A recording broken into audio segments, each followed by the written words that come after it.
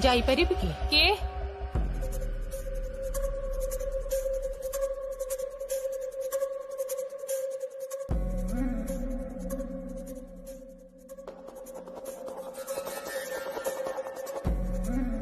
आपण हठात से जमुना को छाड़ी ए आर्जा को मने पकईले जे तते मने पकईनी तो मोर मने पड़ी गला तू पिंधिथिबा ई गहना कथा। ओ आपण को ताहले गहना गुड़ा मने पड़ी छे। सेइथि भाई नीलाम करबा को आसी छे। कौन नीलाम करबा को आसी छंती? ए गहना गुड़ा प्रकृत रे नीलाम रे तो 2 जण रुहंती, एपटे तू रहिबु सेपटे मु आउ दर लगेइबे एई रास बिहारी। रास बिहारी आज्ञा मां सांताणी दर लगाओ एबे। आपण कौन कहउछंती कौन? गहना नीलाम करिवार मानेटा कौन? हाँ गहना नीलाम हबो। रास बिहारी आज्ञा मां सांताणी फोन कर। आज्ञा काहाकू? यार बापा मां को। आज्ञा काहेकी? फोनटा करबा को कहिली तो फोनटा कर।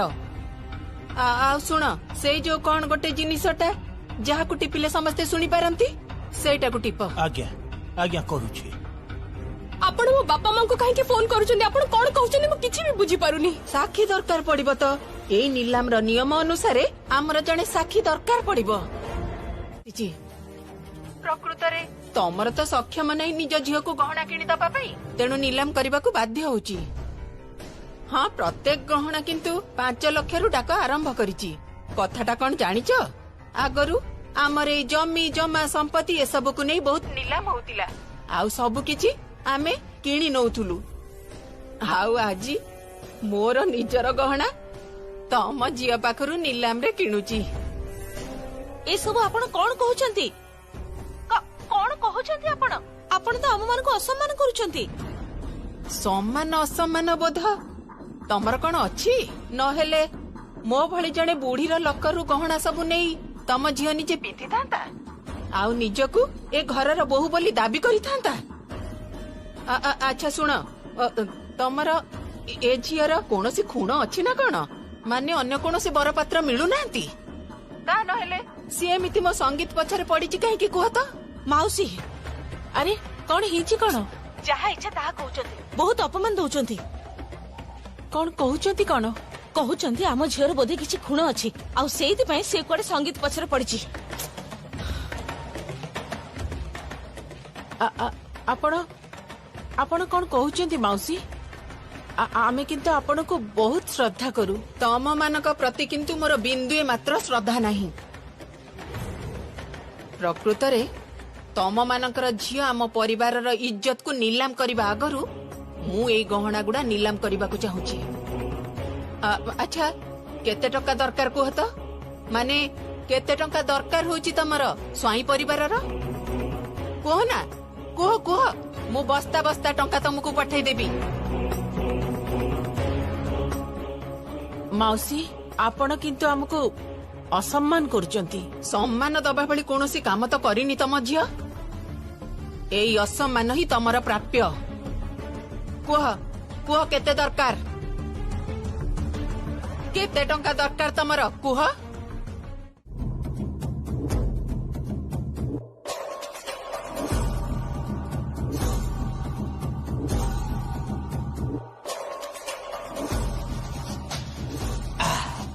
जा एथर मुंड उठेई छाती को फुलेई झियो शाशु घर को चली जा।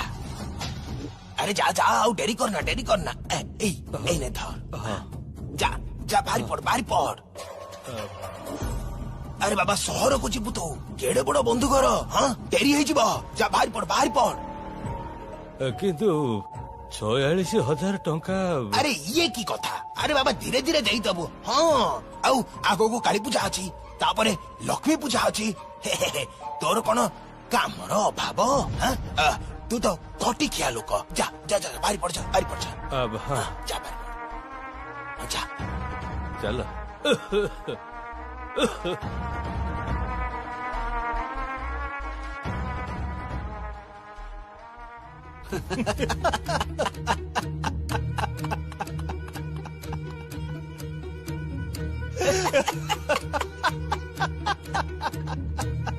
ଏଇ 46,000 ଟଙ୍କାର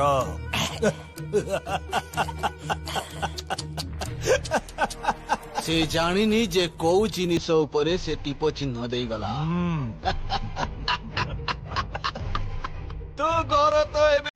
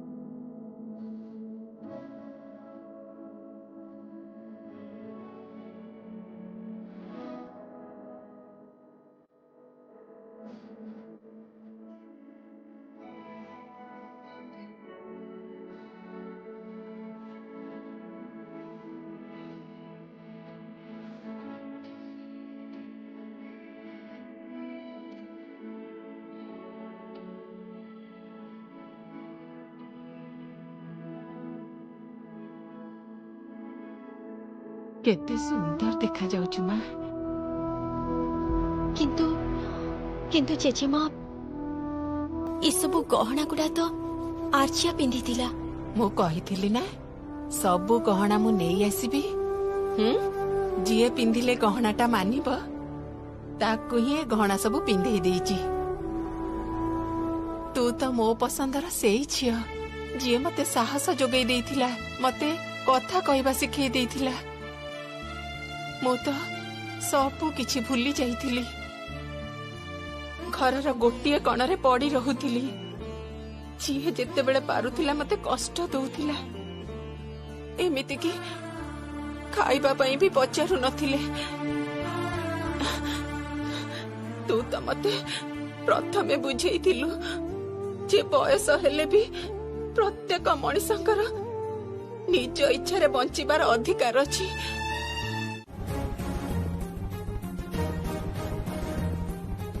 ଏଠିକି ମୁଁ ଭଲ ପାଇବାକୁ ଆସିଛି। ଏଇଟା ମୋ ପରିବାର, ତେଣୁ এই ପରିବାର ବିଷୟରେ ପଦେ ବି ଖରାପ କଥା କହିବେନି।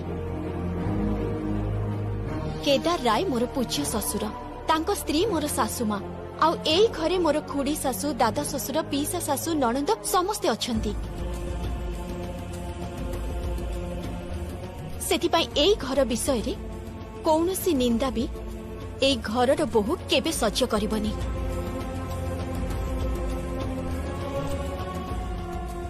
ସେଥିପାଇଁ ଏ ସୁନା ପାଣି ଦିଆ କାଠି ଫାଟି ଦେଇ ଅପମାନ କରି କୌଣସି ଲାଭ ହବନି।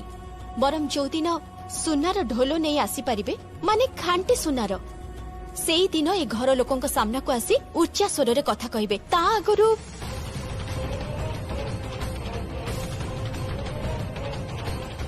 ଅତିଥି ହେଇ ଆସିଛନ୍ତି। କାଞ୍ଚନ, ଏମାନଙ୍କୁ ଖୁଆଇ ପିଆଇ ଘରକୁ ପଠେଇ ଦିଅ।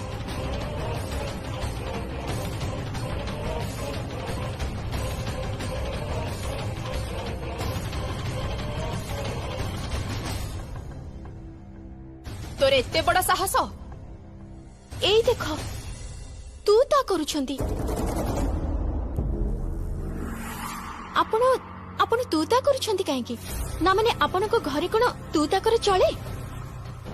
ନାନୀ ସିଏ କଣ କହୁଛି ଶୁଣୁଛୁ ତ? ସବୁ ଶୁଣୁଛି। ଏମିତି ଲାଗୁଛି ଯେମିତି କାନରେ କିଏ ଗରମ ତେଲ ଢାଳୁଛି। ସେମିତି ତ ଲାଗିବ। ସେ କଣ କି ଏ ଘରର ବୋହୂ ସହିତ ଆପଣ ଲାଗିକି ପାରିଲେ ନାହିଁ ତ ସେଥିପାଇଁ ବୋଧେ ଗରମ ତେଲ ଢାଳିଲା ପରି ଲାଗୁଥିବ। ଭବିଷ୍ୟତରେ ଆଉ କେବେ ବି କୌଣସି ଘରର ବୋହୂକୁ ଅସମ୍ମାନ କରିବେନି। ଅନ୍ତତ ପକ୍ଷେ ଏଇ ଘରର ବୋହୂକୁ ତ ନୁହେଁ। ନହେଲେ କିନ୍ତୁ ଏଇ ପରିବାରର ବୋହୂ ଯମୁନା ସବୁଠୁ ଆଗେ ପାଚିରି ହେଇ ଠିଆ ହବ। ବାବା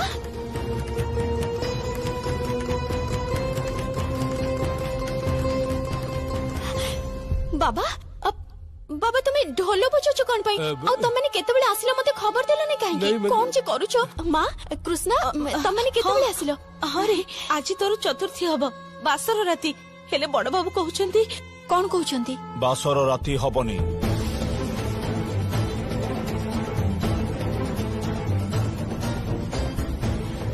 ହବନି? ତୋ ଘରକୁ ମୁଁ କିଣି ନେଇଛି ନଗଦ 46,000 ଟଙ୍କା ଦେଇ। ମାନେ ଗଙ୍ଗାର ଘରକୁ ସେପଟେ କାଳି ଅପେକ୍ଷା କରିଛି ନିଆଁ ଲଗେଇବ ବୋଲି। ଆଉ ତାପରେ ସେଠି ଗୋଟେ ଫାର୍ମ ହାଉସ କରିବି ମୁଁ। ତାପରେ ତୋ ବାପା ମା ଭାଇ ଭଉଣୀଙ୍କର କଣ ହବ ରେ ଯମୁନା?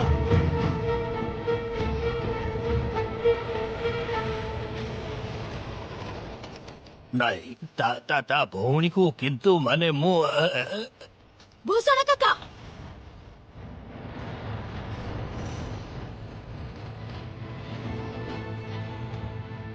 ସବୁ ତ ବଡ ସାଆନ୍ତଙ୍କର ଇଚ୍ଛା। ବଡ ସାଆନ୍ତ ଯାହା କହିବେ।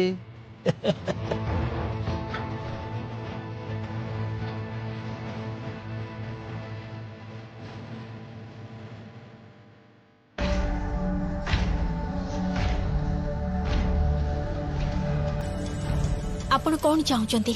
ବାରମ୍ବାର ତୁ ମତେ ହରେଇ ଚାଲିଛୁ ଆଉ ମୁଁ ତାକୁ ସହି ଚାଲିଛି।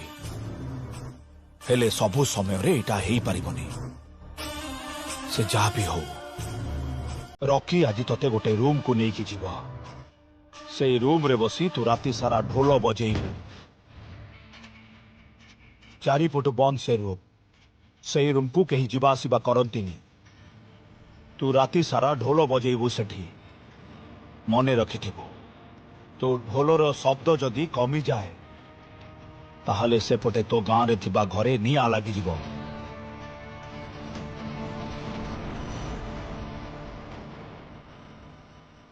ଆଜି ରାତି ପାହିଗଲେ ତୋର ଏଇ ଘରୁ ଛୁଟି।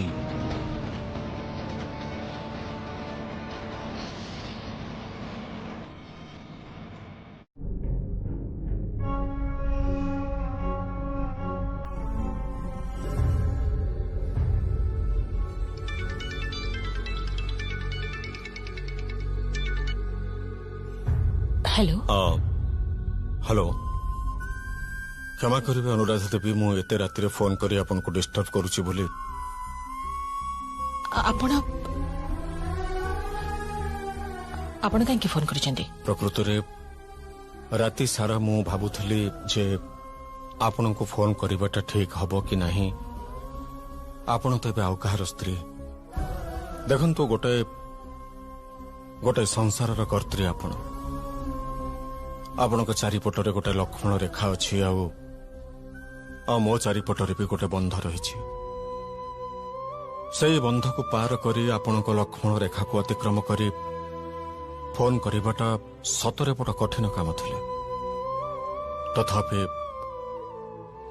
ତଥାପି କରିବାକୁ ବାଧ୍ୟ ହେଲି ମୁଁ। ଆପଣ ଯାହା କହିବାର ଅଛି ଶୀଘ୍ର କୁହନ୍ତୁ ପ୍ଲିଜ। କାହିଁକି ଶୀଘ୍ର କଣ ପାଇଁ? ଆପଣ ବୁଝିପାରିବେନି। ଆପଣ ପ୍ଲିଜ କଣ କହିବାକୁ ଚାହୁଁଛନ୍ତି ଶୀଘ୍ର ଶୀଘ୍ର କୁହନ୍ତୁ। କହିବାକୁ ତ ଆଉ କିଛି ବାକି ନାହିଁ ଅନୁରାଧା ଦେବୀ। ସବୁ ଶେଷ। ସେଇ ଶାଢ଼ୀଗୁଡ଼ା, ସିନ୍ଦୁର, ଅଳତା ସବୁ ଆପଣଙ୍କ ଝିଅ ହାତରେ ଫେରେଇ ଦେଲେ ମତେ। ଆଉ ଆପଣଙ୍କ ଝିଅ ଯେତେ ପ୍ରକାର ସମ୍ଭବ ମତେ ଅପମାନିତ କରି ଚାଲିଗଲା। ନା ଦେଖନ୍ତୁ, ଆପଣ ଏଇଟା ଭାବିବେନି ଯେ ମୁଁ ଆପଣଙ୍କ ପାଖରେ ଆପଣଙ୍କ ଝିଅ ନାଁରେ ଅଭିଯୋଗ କରୁଛି। ଦେଖନ୍ତୁ, ସେ ତ ମୋର ଝିଅ ଭଳିଆ, କିନ୍ତୁ କିନ୍ତୁ ବିଶ୍ୱାସ କରନ୍ତୁ, ମୁଁ ତା ଭିତରେ ଅନୁରାଧାର ଛାୟା ଖୋଜୁଥିଲି, କିନ୍ତୁ ପାଇଲିନି। ତା ଭିତରେ ମୁଁ କେଦାର ରାୟର ଛାୟା ଦେଖିଲି। ଏବେଠୁ ତାକୁ ସମ୍ଭାଳି ନିଅନ୍ତୁ, ନହେଲେ କିନ୍ତୁ ଆପଣଙ୍କ ଝିଅ ପାଇଁ ଆପଣଙ୍କ ଆଖିରୁ ଲୁହ ଶୁଖିବ ନାହିଁ। ଆପଣ କଣ ମତେ ଅଭିଶାପ ଦଉଛନ୍ତି? ଛି, ଆପଣ ଶେଷରେ ଏଇଆ ବୁଝିଲେ? ଯାହା ପାଇଁ ଏଇ ମୁହଁରୁ ଦିନେ ମନ ତଳର କଥା ଗୀତ ହୋଇ ଝରି ଯାଉଥିଲା, ସେଇ ମୁହଁରେ ଆପଣଙ୍କ ଝିଅକୁ ମୁଁ ଅଭିଶାପ ଦେଇପାରିବି? ଏଇଟା କଣ ସମ୍ଭବ? ଆପଣ ଏତିକି ଚିହ୍ନିଛନ୍ତି ମତେ? ଯାହା ବି ହଉ, ଏ ସତ୍ୟ ବି ମୁଁ କହୁଛି, ଏସବୁକୁ ଫେରେଇ ଆପଣ ବହୁତ ଅନ୍ୟାୟ କରିଛନ୍ତି।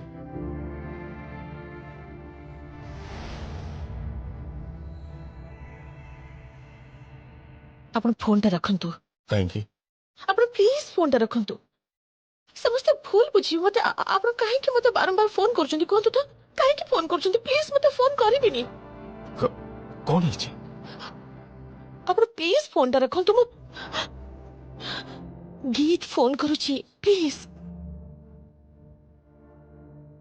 ହ୍ୟାଲୋ।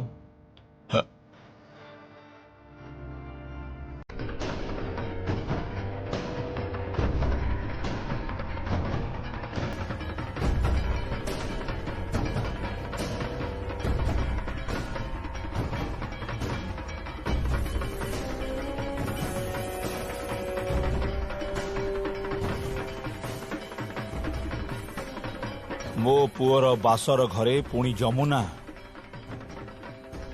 କଳ୍ପନା ବି କରିପାରୁନି। ଅସମ୍ଭବ, ପୁରାପୁରି ଅସମ୍ଭବ। ଯମୁନା, ବାମନ ହିଁ ଚାନ୍ଦକୁ ଧରିବାକୁ ଚାହୁଁଥିଲୁ। ଚାନ୍ଦକୁ ପାଇଲାନି, ତୋ ହାତ ବି ପାଇଲାନି। ଏତେ ଥର ତତେ କହିଲି ଯେ ଇଗୋ ହଟ୍ କରନା, ହେଲେ ତୁ ଇଗୋ ହଟ୍ କଲୁ। ଗୋଟେ ଝୋଲିଆର ଝିଅ ହେଇ ରାୟ ଘରର ବୋହୂ ହବା ପାଇଁ ସ୍ୱପ୍ନ ଦେଖୁଥିଲୁ ନା? ଏବେ ବଜା, ରାତି ସାରା ଢୋଲ ବଜା, ଆଉ ମୁଁ ବି ରାତି ସାରା ଚେଇଁ ରହିବି। ବାସର ଘରକୁ ତୋ ବଦଳରେ ଆଉ କେହି ଜଣେ ଯିବ। କିଛି ବି ଜନ୍ମ ହବନି।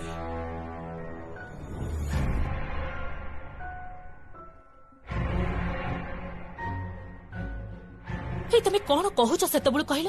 ସ୍ପଷ୍ଟ କରି କୁହ ନା। ଯମୁନା ବାସର ଘରେ ନାହିଁ। କଣ କଣ ଆଜି ବାଜି କଥା ଗପୁଛ? ମୁଁ ନିଜେ ଦେଖିଛି। ଆରେ ବାବା, ଛାୟା ବି ମତେ ଆସି କହିଥିଲା ଯେ ଯମୁନା ସେଇ ବାସର ଘରେ ହିଁ ଅଛି। ହଁ, ନାଇଁ, ଯମୁନା ଏବେ ଢୋଲ ବଜଉଛି।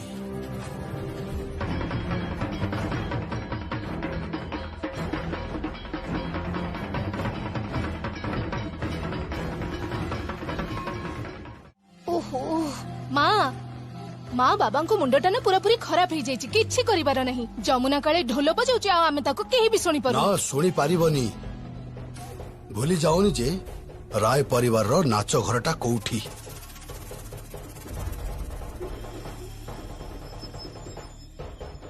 ନାଚ ଘର? କିନ୍ତୁ ସେ ଘରଟା ତ ତାଲା ପଡିଛି। ଏବେ ସେଇଟା ଖୋଲା ହେଇଯାଇଛି। ଆଉ ସେଇ ନାଚ ଘରେ ଢୋଲ ବଜଉଛି ଯମୁନା। ଆଉ ସାରା ରାତି ସେ ଢୋଲ ବଜେଇବ, ଆଉ କେଦାର ରାୟ ଶୁଣିବ।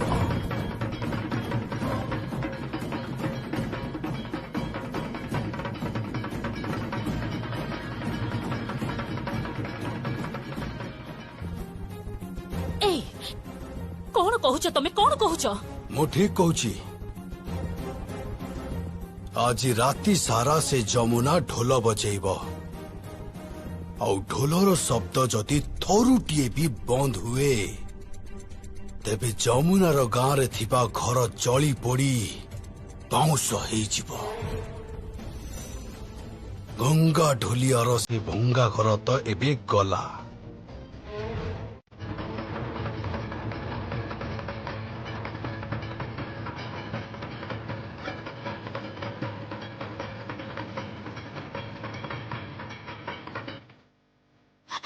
କିଏ? ବୁଢୀ ମା? ବାଜା ବନ୍ଦ କରନା, ବଜା ବଜା। ତୁ ଏବେ ଯା, କୁଆଡେ ଯିବି? ବାସର ଘରକୁ ତୁ ଯା, ମୁଁ ଢୋଲ ବଜଉଛି। କଣ କହୁଛନ୍ତି କଣ ବୁଢୀ ମା? ହଁ, ରାତି ସାରା ମୁଁ ଢୋଲ ବଜେଇବି। ନା ବୁଢୀ ମା, ସେମିତି ହବନି। ଆପଣ ଅସୁସ୍ଥ ହେଇପଡିବେ, ଆପଣଙ୍କର ବୟସ ହେଲାଣି। ଯା ଶୀଘ୍ର। ସେପଟେ ତ ବାସର ଘରେ ଆଉ କିଏ ଜଣେ ବସିଛି। ବୁଢୀ ମା? ବାଜା ବନ୍ଦ କରନା, ବଜା ବଜା। ତୁ ଏବେ ଯା, କୁଆଡେ ଯିବି? ବାସର ଘରକୁ ତୁ ଯା, ମୁଁ ଢୋଲ ବଜଉଛି। କଣ କହୁଛନ୍ତି କଣ ବୁଢୀ ମା? ହଁ, ରାତି ସାରା ମୁଁ ଢୋଲ ବଜେଇବି। ନା ବୁଢୀ ମା, ସେମିତି ହବନି। ଆପଣ ଅସୁସ୍ଥ ହେଇପଡିବେ, ଆପଣଙ୍କର ବୟସ ହେଲାଣି। ଯା ଶୀଘ୍ର। ସେପଟେ ତ ବାସର ଘରେ ଆଉ କିଏ ଜଣେ ବସିଛି।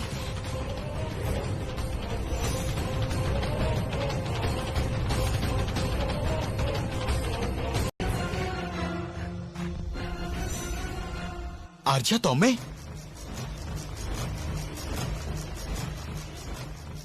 ଯମୁନା ଏଠି? ତାହେଲେ ଢୋଲ କିଏ ବଜଉଛି?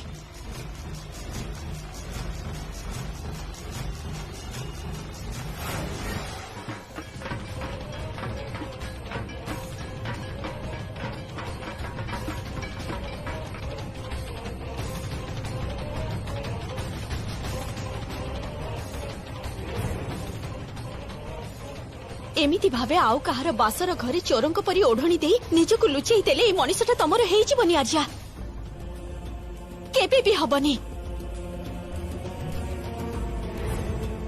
ତମେ ବହୁତ ଧନୀ, ତମର ଗାଡି ଘର ସମ୍ପତ୍ତି ସବୁ ଅଛି, କେବଳ ମାତ୍ର ତମର ଆତ୍ମସମ୍ମାନ ଟିକକ ନାହିଁ। ତମର କୌଣସି ଆତ୍ମସମ୍ମାନ ନାହିଁ ଆର୍ଯ୍ୟା। ତମେ ମୋ ସ୍ୱାମୀଙ୍କ ସହିତ ମୋ ବାସର ଘରେ ଛି।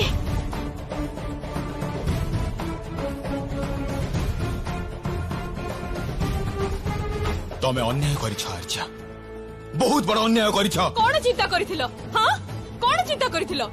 ଯୋଉ ଝିଅକୁ ତମ ଘରର ସବୁ ଲୋକ ଭାବି ବୋହୁ ହିସାବରେ ମାନି ନେଇଥିଲେ, ଯୋଉ ଝିଅକୁ ପୂଜା ମଣ୍ଡପରେ ମା ଦୁର୍ଗାଙ୍କ ଆଗରେ ସମସ୍ତେ ଆଶୀର୍ବାଦ ଦେଇଥିଲେ, ଯୋଉ ଝିଅକୁ ତମ ବାପା ନିଜେ କଥା ଦେଇଥିଲେ ଯେ ତମ ସହିତ ବାହା କରେଇ ମୋ ବାପା ଘରକୁ ବିଦା କରିବେ, ସେଇ ଝିଅ ପାଟି ବନ୍ଦ କରି ସବୁ କିଛି ସହିଯିବ ବୋଲି? କୁହ, ଉତ୍ତର ଦିଅ। ମୁଁ କୋଉ ମୁହଁରେ ଘରକୁ ଫେରିବି? ଆନ୍ସର ମି ସଙ୍ଗୀତ, ଆନ୍ସର ମି ସଙ୍ଗୀତ। ମୁଁ କୋଉ ମୁହଁରେ ଘରକୁ ଫେରିବି? ଆନ୍ସର ମି, ଆନ୍ସର ମି। ଛାଡ ମତେ, ଛାଡ। ସେ ଏଠି କଣ କରୁଛି ଯମୁନା?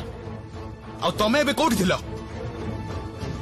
ଆର୍ଯ୍ୟା, ଏଇ ଭୁଲର କୌଣସି କ୍ଷମା ନାହିଁ, କୌଣସି କ୍ଷମା ନାହିଁ। ଯମୁନା, ତମେ ଚୁପ୍ ହେଇ ଛିଡା ହେଇଛ କାହିଁକି? କୋଉଠି ଥିଲ ତମେ? କଥା କଣ କି ମୁଁ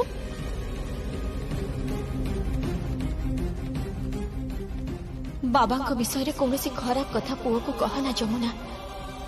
ଦି ଜଣଙ୍କ ଭିତରେ ଦୂରତ୍ୱ ଆହୁରି ବଢିଯିବ। କଣ ହେଲା ଯମୁନା, କୁହ।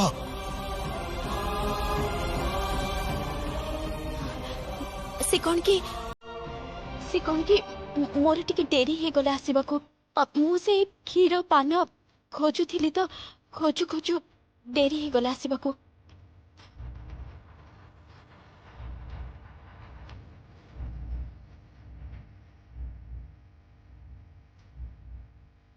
ତମେ ଗୋଟେ ଝିଅ ହେଇନଥିଲେ ମୁଁ ତମକୁ ଯୋଉ ଶାସ୍ତି ଦେଇଥାନ୍ତି ତମେ ଭାବି ପାରିବନି ଆର୍ଯ୍ୟା। ତମେ ଏତେ ଚିପ୍, କୌଣସି ଭ୍ୟାଲ୍ୟୁ ନାହିଁ ତମ ଲାଇଫରେ। ଯେମିତି ନାହିଁ ସେମିତି କୌଣସି ଜିନିଷକୁ ହାସଲ କରିବାକୁ ଜୀବନ କୁହନ୍ତିନି ଆର୍ଯ୍ୟା। ସଙ୍ଗୀତ, ସଙ୍ଗୀତ, ମୁଁ ତମକୁ ଭଲ ପାଏ, କିନ୍ତୁ ମୁଁ ଭଲ ପାଇନି। ବିଶ୍ୱାସ କର ସଙ୍ଗୀତ,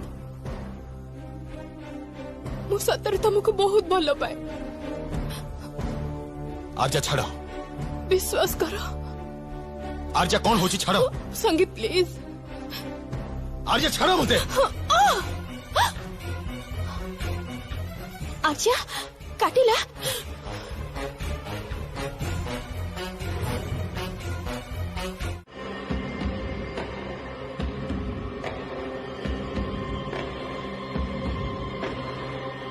मु कथा रखी आर्या कथा रखी मु तुमको कथा देइथिली जे तम जीवन रे मु संगीत को फेरे आनिबी मु तुमको कहिथिली जे ए घरु शंखा सिंदूर पिंधई तापर जाई मु तम बापा पाखक पठेबी मु निज कथा रखी आर्या मु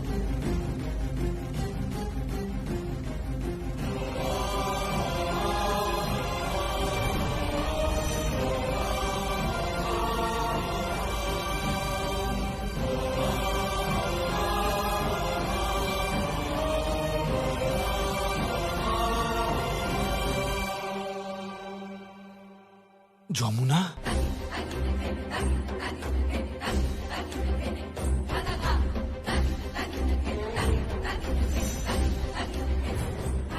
आपण कथा रखी पारिलेनी कारण बासर घरे आर्या नथिला मु थिली जार रहिबा कथा। हाँ बाबा सिंह घरे सिंही रहिबा कथा बिलेई नुह। संगीत भद्रा मेरे कथा कह आर्या कोठी जानिनी हेले जीए जोटी रहिबा कथा एइटा आर्यार घर नुह सेथिपाई आर्या एठी नाही आउ जमुनार घर एइटा सेथिपाई जमुना एइठी अछि। तो घर जली पोड़ी पाउंस हे गलानी जमुना तो घर जली पोड़ी ध्वंस हे गलानी तू एजाय जानी नु तो बापा माँ समस्ते जाय रास्ता रे बसी थिबे। आम घर एकदम ठीक अछि माने ठीक अछि माने एई देखो बाबा घर पूरा पूरी ठीक अछि काली गुंडा घर को जाली पारिनी।